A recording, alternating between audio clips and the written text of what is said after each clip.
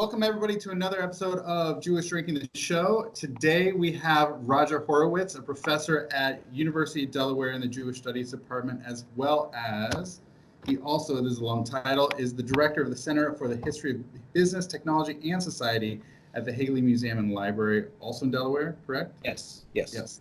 And he, amongst the handful of books he's published out there, he also has written Kosher USA, which covers different foods, consumptives in America that have been kosher.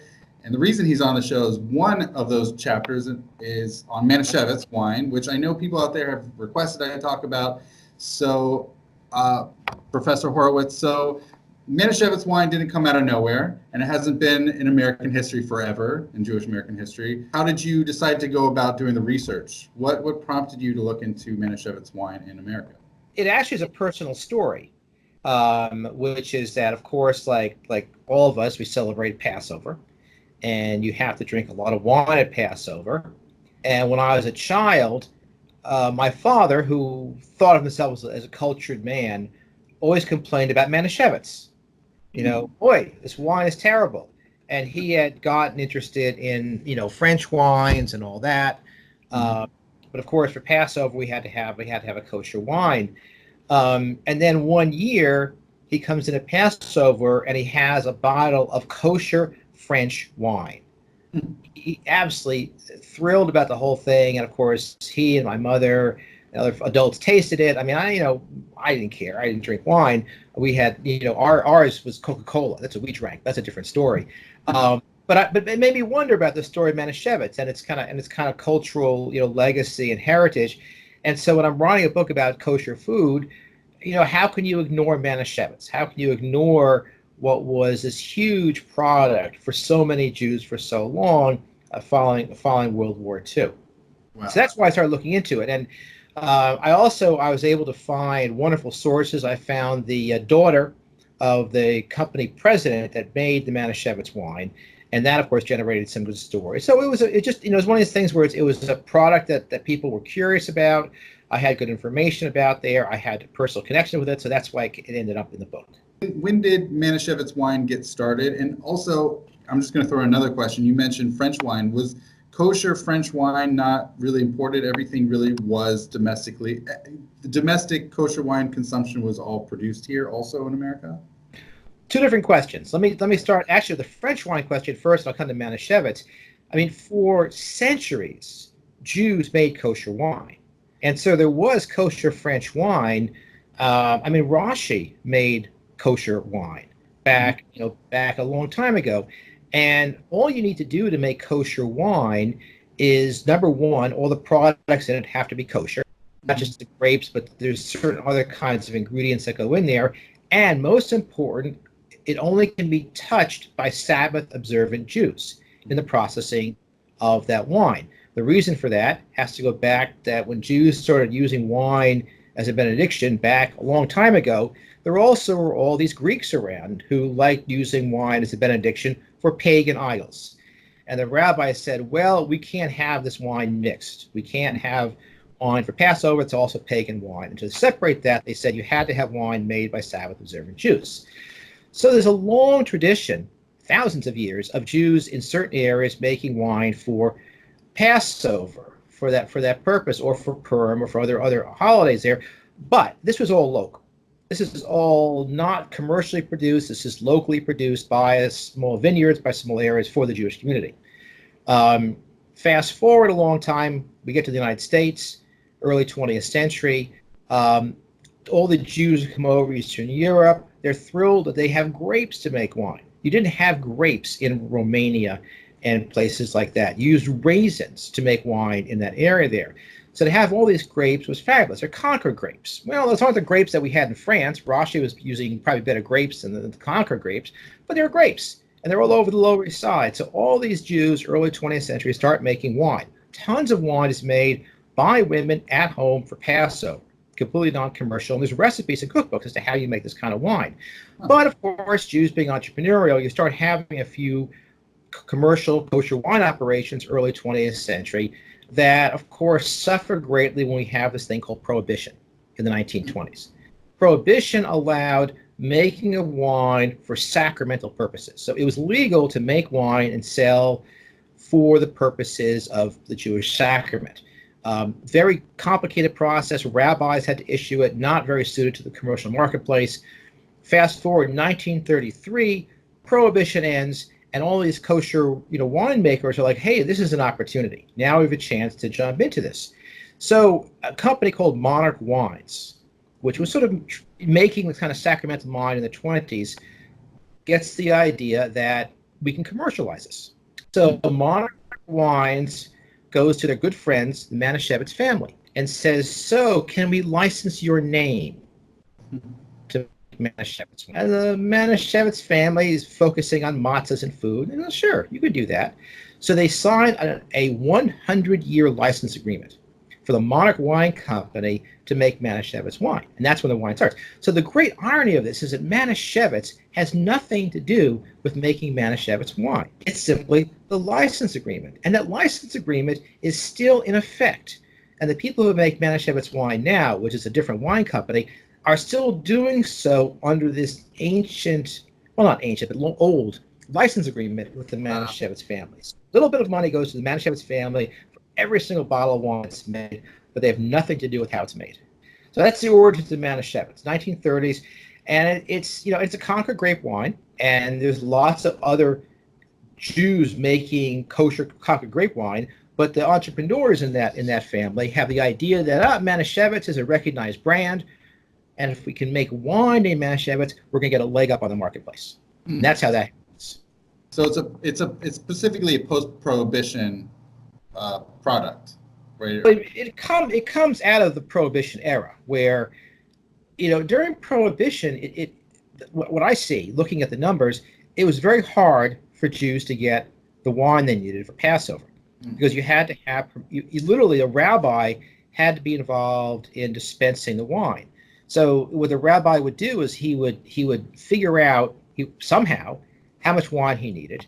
He'd write for permission for the Prohibition authorities. He'd write a letter, he'd wait, gets it back. Once he got the letter back for permission, he then arranged with a wine company to make the wine and it had to be kosher wine, of course, for his community. And he'd get the wine, and he, of course, would have to pay for it. Then he would then sell it, or hopefully get his money back by selling out to people in the communities. Yeah. And if he didn't get enough, he had to do the whole thing all over again. So it was very, very cumbersome. Now, the reason for these restrictions, is that there was a fair amount of wine that was supposedly kosher wine, but actually was made by bootleggers. And let's just say there were some rabbis who weren't really rabbis who liked making some money doing it this way. So the Prohibition authorities are tough about that. But be as it may, it was hard to get enough wine for these purposes. So afterwards, there's a huge demand for commercial kosher wine, and that's really when Manischewitz comes into the marketplace. In the 30s, 40s, and on, was there a lot of competition for Manischewitz, or really was the predominant kosher wine broadly in America? Well, there's a lot of competition. There's like anything, when the doors open, a lot of people run through these doors. They try to sell their wine. There's other success stories. Mug and David wine is very successful. Not so much in New York City, but more in the Midwest and the West. So there's other wines out there, and there's a lot of small wines that are produced in cities. I mean, wine is not that hard to make. So other people sort of venture into the marketplace. So it's really not until after World War II where you can say that Manischewitz really is the dominant kosher wine that's out there. But there are quite a few others, especially in places like New York City, where you could make small amounts of kosher wine. And there are wine stores. There are kosher wine stores that you go in there, and there's a variety of kosher wines that you could choose from. They would also sell things like Slivovitz, which is plum liquor. And I think many of the Jews know that. And why Slivovitz? Because it didn't use grapes, and so you could use it on Passover without worrying about the kosher restrictions.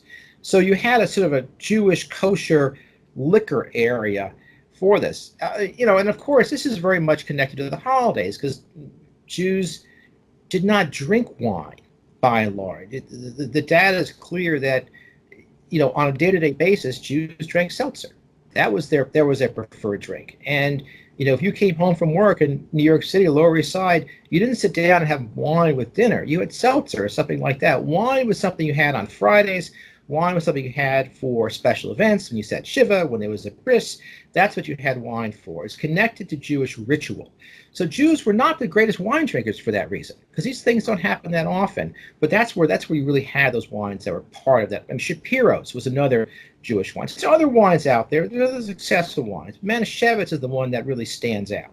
When did that sort of dominance last? So you mentioned the 50s, so the post-World War II era, and up into what, 70s, early 80s? Yeah, I mean the what happens is this: Manischewitz is huge by the 1950s, especially for these particular kinds of Jewish purposes, for the Fridays, for the holidays, for things like that. It sells on tradition, but Jews like my father start getting interested in other kinds of wines in the 70s. Because a lot of Americans start turning towards wine drinking. It's a huge cultural shift where wine becomes something that you look for. I mean, when that starts happening, Jews start drinking other kinds of wines, not for ritual purposes, but to accompany their foods. You go out to dinner, you have wine with dinner, all that. And many of these Jews are not particularly concerned about the wine being kosher, because they think this is fine. For Passover, Fridays, you have to have kosher, but generally not. So Manischewitz sort of loses its place as the dominant Jewish wine probably into the 1970s. I mean, they're struggling a bit for that purpose there. And really by the 1980s, they're weakened as a kosher wine brand. And one of the things I chart in the chapter is how the Kedem Wine Company, which is known now as Royal Wine Company, preempts Manischewitz, both as a sweet wine and also as a company that generates high-quality, dry kosher wine that becomes very popular.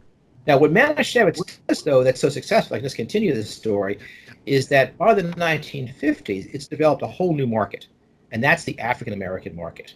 And by the mid-'80s, the estimates is that 80% of Manischewitz's customers were African-Americans. They cross over the African-American market. They advertise heavily in those areas there. And what's interesting is how important the kosher designation was to African-American consumers in the 1950s as a sign of quality, as a sign of the value of this. And also for African-Americans religious, that it was a wine that had a sacramental purpose. It wasn't just for drinking. So that's in a way where their big sales come in the 50s, 60s, 70s, is actually outside of the Jewish community. Now, I remember in the book chapter you mentioned there was a similar type of grape in the south of the U.S. that many of them have been familiar with that was very similar to the Concord grape, that you needed to add sugar, right? Yes. That contributed to that? Yeah, there is a very old, there are grapes that are domestic to the area which is we now call the United States. Not French grapes, but these are domestic grapes. One of them is the Concord grape, which is which is refined in the 19th century. The older one is something called Scuppernong grapes, which is Scuppernong. It's a very funny name, which is actually refined from something called muscadine grapes. That's domestic grape. And the importance of these were tough grapes. The French grapes all died in the 1880s, 1890s. A terrible, terrible plague. These grapes were tough.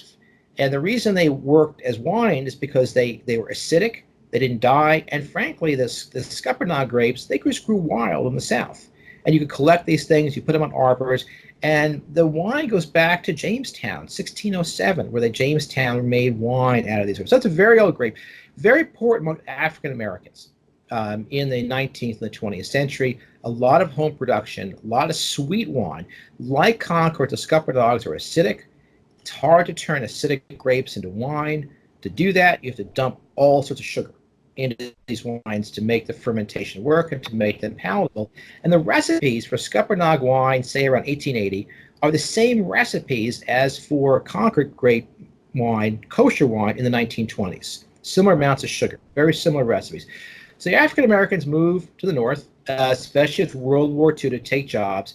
Places like New York City, they settle in Harlem, where there's already a lot of Jews. There are grassroots demand for Manischewitz develops in the 40s that Meyer Robinson of the Monarch Wine Company, he's only too happy to have these sales for Manischewitz wine, especially because when he advertises it, he's advertising it as kosher wine under the Manischewitz name.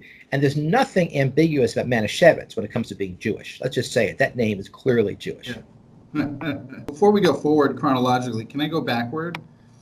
You mentioned the 1950s, 1960s, there's not a lot of interest in wine, at least in the sort of American Jewish scene. Do you think part of that could have been people were, at least in the 1950s, cocktails were more of a consumed alcoholic beverage?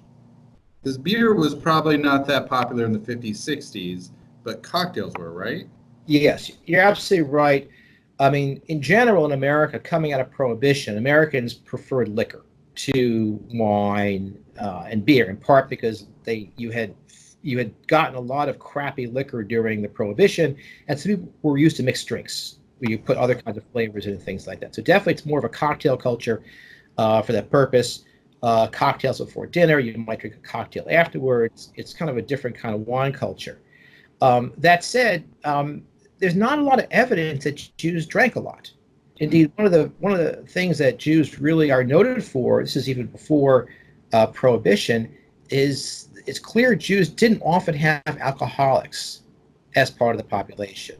It's sort of interesting cultural phenomenon where drinking for Jews was embedded in our religious culture, and having a few extra drinks for Purim, that's part of celebrating. That we survived that scenario there. But the idea of drinking routinely or going out in an evening and drinking for the purposes of entertainment was not something which really was in Jewish culture when the Jews moved to this country, or the Germans who moved in the 19th century. So there's not a lot of evidence about heavy alcohol use at all among Jews for a long time. So it's possible that Jews were imbibing in that cocktail culture in the 50s as they became more affluent, as they became more assimilated into the population. But they're starting from a different cultural basis than other members of the Jewish population, where going out and having 4, 5, 6 drinks was just not something that Jews tended to do. Going back to where we had chronologically left off, so the popularity of Manischewitz begins to wane in the early 80s. Is that partially due to more quality kosher wine coming into the country from France, elsewhere? Yes, it is. It is that my father, you didn't have to buy Manischewitz or Shapiro's or Mogen David to have kosher wine for Passover. You could buy a nice French import and have kosher wine for Passover. So you met all the ritual requirements, but you had a better wine to drink. So that certainly does that. Same thing for Friday night or other kinds of events like that. And indeed, I think it became sort of a recognition of significance of the evening that you would spend extras on wine. Rather than buying a wine that was relatively inexpensive, you're celebrating a major Jewish holiday. Shouldn't you be willing to spend a little bit extra for the wine you have for that night? So that's one thing. The other thing which does happen is that the Orthodox population becomes suspicious of Manischewitz as being kosher. It's a very complicated controversy, but it goes back to the point I mentioned earlier, is that under the old Jewish law, for wine to be kosher, it had to be made from grape until bottling by observant Jews.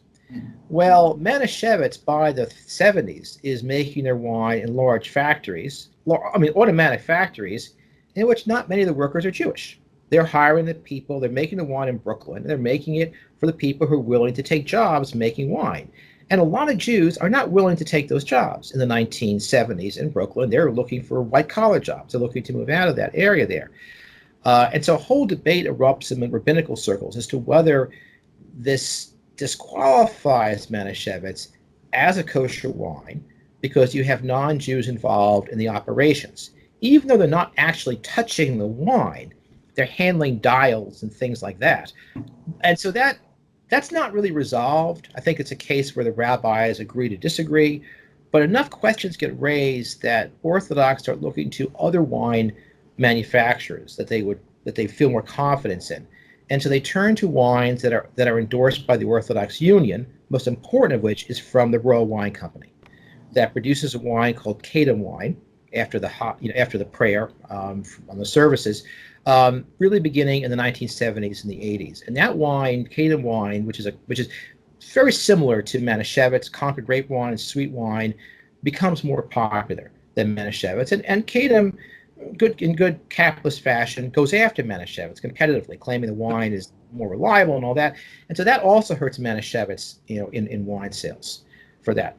But I do think the biggest blow to Manischewitz is not in the Jewish population, but it loses popularity in the African American population. And it's in large part because the African population also is doing the same thing. They're looking for better quality wines. They're looking for better things to drink there.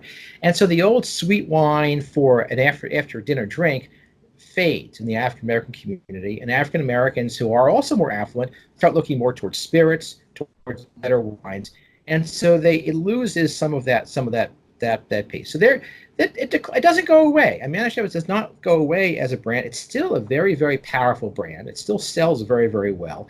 But the folks who are running Manischewitz at that time, the Robinson family, they say, enough. This is not working. We're not making more sales. Sales are going down. And so they sell the wine-making operation. They make a fortune when they sell it. So they don't, it doesn't go out of business. They just sell. They make a fortune. They live very, very well. And they go off and they do other things. That's the mid-'80s, right? In the 80s. 1986 is when the Monarch Wine Company sells it to Canandaigua Brands, and they cash out, essentially. I mean, in a way, similar things happen to other Jewish food companies. The Manischewitz family sells Manischewitz. Also in the 1980s, the generation that produced it was old. The children did not want to continue on. They had the money that had been made from that, and they wanted to engage in other kinds of pursuits. And so they also sold the Manischewitz wine, the Manischewitz food company, to other brands there. So so it's a combination. It goes down, but it doesn't get crushed. The people who own it make out very, very well financially, and essentially Jews become more diversified in their preferences for wine. What does change is the attraction of the Royal Wine Company and its ability to make a large variety of kosher wines from all over the world, which all meet the strictest Jewish standards. When did they transition from their kashrut problems in Brooklyn to now being under the OU?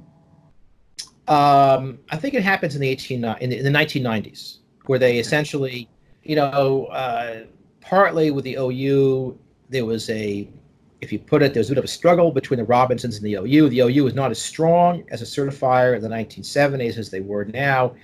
But at some point, the handwriting was on the wall that if you wanted to be successful in a Jewish market, you needed to have the OU or some equivalent endorsement. And the OU, this is a different story, but the OU, while they have strict standards, they are eager to have manufacturers comply with kosher requirements. So they figured something out so that they could produce it in a manner which the OU felt was sufficient. Did that help turn the perception from the 60s, 70s of the Orthodox having kashrut concerns about Manischewitz wine to, once the OU, is that a boost in sales figures after that? I don't have sales figures, but after that controversy ended. Boom. That's why, in a way, why you go to the Orthodox Union, because people trust the Orthodox Union, because then you should, because they are very tough about their inspection requirements. And once that happened, the controversy was over, and it simply became a matter of preference, brand preference, like we have for many other things. And then in the last 3.5 decades, has Manischewitz rebounded? They still have brand name awareness out there, even to this day, even if their sales might have dipped in the 80s. Well, there's, the company that I've had a little bit of contact with the company that makes them now, and they really just look at them as one of their panoply of sweet wines. Yeah. So my sense is it's very stable. There's probably there's an uptick in Jewish consumption around Passover, because it's still something traditionally you have for that there. Yeah. But conventionally, there is a whole audience out there for sweet wine, and I think Manischewitz continues to have an attraction among an African American audience, among a Latino audience, and for Christians, even a little bit of a religious observance, because it always had such a tradition as a sacramental wine. It's popular in Jamaica. It's popular in a lot of places where a branded product with a long history of reliability is attractive if you're going to purchase something in a store. It's really, what you're going to get with Manischewitz all the time there. And so those kinds of brands are very, very valuable. So it has survived, quite well. Going back to the mid-'80s, Royal Wine Company, Kedem, and so does that take over some of the market share then for kosher certified wine in America? It does, and it also expands it. The Kedem company, I always call it, it's really called Wine Company. It's a long storied history. The company's roots go back, are part of the Herzog family, who were winemakers in Czechoslovakia in the mid-19th century. So they have a long history there. And long story short, the company is crushed between the Nazi Holocaust and communism in the 1930s and 40s. Large numbers of family members die in the gas chambers. The company is expropriated by the communist government of Czechoslovakia in 1948. So the patriarch Eugene Herzog comes here in 48, having fled Czechoslovakia with nothing, absolutely nothing, except he knows how to make wine. So he starts making a kosher wine in the late 40s. This is one of the small kosher wine companies that's there. He names it Kedem, which if you translate means as before in Hebrew. And it's a reference to a Holocaust family surviving, saying we want to recreate this wine as before. And I think it was really a statement on his part, but it also became part of the identity of that wine, that by buying this wine, you were celebrating the survival of this Jewish family through all these tragedies. They make a nice kosher wine for a number of years, but then a man named David Herzog, Eugene's son, takes over in the 1960s. David Herzog has experience on Wall Street in marketing and other areas. So he says, well, we're trying to focus too much on making wine, but let's focus on selling wine. And he changes the approach to, instead of trying to make all the wine yourself, he makes agreements with all these winemakers to make kosher wine, which they're going to market under the World Wine Company. So Kedem remains the brand for the Concord grape wine, but all these other wines are developed by the World Wine Company from different places in the world. His big breakthrough is in Italy with a brand called Bartonura, which you may have heard of. Yeah. Where he contracts with a winery in northern part of Italy to make Bartonura wine, and to have it be kosher, he develops a relationship with the chief rabbi in Milan, who arranges for Jews who live there to go out and make the wine under the direction of the winery. And a portion of their revenue from that goes back to the Jewish community in Milan, and actually ends up paying for schools and all sorts of things. It becomes very, very fruitful for them to do that. So he starts making Bartonura wine. And Bartonura, Rabbi Bartonura, very important Italian rabbi of the 16th century. But of course, the name is chosen for marketing purposes. It's a very smart thing to do. Bartonura suggests Italian. It also suggests Jewish. It also is history. But there is no Bartonura winery. No such thing. What there is a special run of this wine made by another winery in Italy. That's what David Herzog does. He replicates this in Chile, New Zealand, Australia, France, other places in the world where he generates kosher wine, which they sell, but are made through the cooperation of the Jewish community and by local wineries to make runs of kosher wine. In some respects, this is very traditional. This is how Jews made kosher wine back in the 11th, 12th century, was by renting essentially a winery, koshering it, making their wine, and handing it back over to the operators. So he draws to that tradition. So what he's able to do relatively quickly, it takes 15, 20 years, is develop a whole range of wines from different parts of the world, all of which are kosher, all of which he markets, all of which a distributor can get by contracting with one distributor, World Wine Company distributor. And that really changes access by Jews to high quality wines. It's really a terrifically inspiration. And the company is enormously profitable now. David is now retired. His son has taken over operations. That really takes over the space. It's vacated by Manischewitz. It's a different company, but it still provides, I think, a lot of the traditional sacramental purposes for Jews. It's Jewish owned, and that I think matters a lot to Jews who want to support the Jewish community. And they do terrific stuff. It's very good wine. And then, of course, the Bartonura, the Moscato d'Asti, then also has a crossover appeal, right? To not just the Jewish community. It has a broader appeal. Right. Well, the Bartonura Moscato, to me, it just emulates the success of Manischewitz. It's not the same, but there's a lot of similarities. And the Moscato that they produce is, I understand, it's a good Moscato. I mean, I don't particularly like Moscato wine, so I can't really judge that. But it's a relatively low alcohol wine. It's 6 or 7% alcohol. It's sparkling. It's light. And for reasons that I don't think anybody really knows, it became very popular among the hip hop generation of stars. That's not what their plan was. They made Moscato because they knew that they wanted to generate a larger brand appeal. But like the Robinsons who ran Manischewitz, David Herzog and his people see the opportunity there, and then start marketing it towards the hip hop community. And it's a huge, huge success. I think a couple of years ago, it sold 1 million bottles of wine. 1 million bottles of wine.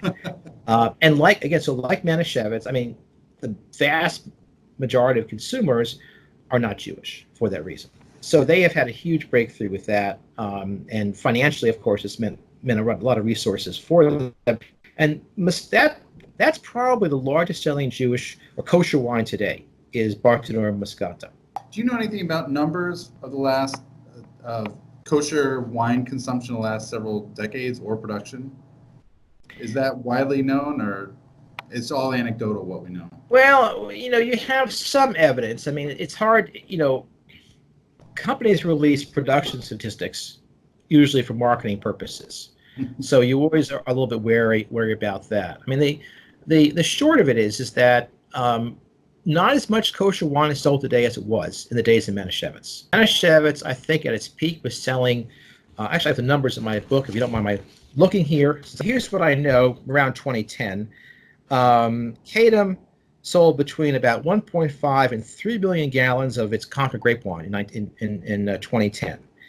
About 500 million gallons of dry kosher wine from its plant in Oxnard, California, and then a variety of other wines from elsewhere in the world. And I estimate this means total production 1910s about 5 million gallons of kosher wine, which is pretty good. Yeah. However, early 1950s, actually in the 1970s, Manischewitz produced 13 million gallons of kosher wine. So it's less than half of what Manishewitz's production was compared to the 1970s there. So it's gone down. That's the data there. And there's kind of a bad story in that, which is that Royal Wine Company has had trouble getting its dry kosher wine taken seriously by wine connoisseurs. Huh. There is the broader population, not necessarily the Jewish. And if you go into a liquor store, pick some at random, test for yourself, you'll probably find that kosher wine is in its own section. Yeah. And that section is probably in the back or along the side. And so you don't find the Baron Herzog wine, which is a very nice wine made by Royal Wine Company. You'll probably find that in the kosher wine section, not in the California wine section. Mm-hmm. Somehow it's not integrated into the same areas of the store as it's from. So you might see Moscato integrated in that way, but chances are these smaller run kosher wines are not integrated into the regions of the world where they're produced, by and large. It's going to vary from store to store. Although isn't part of that, I imagine, for the stores, they know that the consumers looking for them are not looking for the broader segments of wine. They are coming there for that particular section of wine, right? Well, they are. I mean, if you go in and you're not looking for kosher wine and you want, say, a French Cabernet, you go to the French Cabernet section. Yeah. But if you do that, you're not going to see the kosher French Cabernets. You would have to walk over to the kosher wine section to do so, and good chance you wouldn't. I know I talked to David Herzog about this. It drives him crazy because they do very well in wine competitions, especially their white wines do very, very well. And they struggle against what has to be called a prejudice in the consumer marketplace against these kosher wines and the tendency to segregate the wines from other wines that are produced with the same grapes in the same regions of the world. Oh, wow. And that inhibits their ability to sell. It's definitely a factor. And I read a lot of wine commentary on this for the book. None of it actually went into the book, but I read a lot about this. And again, you see among the connoisseurs who taste wine, oh, it's a kosher wine. What do you expect? Now, that's not a pleasant thing to say, but it's certainly there, and I think that contributes to a barrier to the Royal Wine Company expanding their wine production out into the larger world. Now, they don't give up.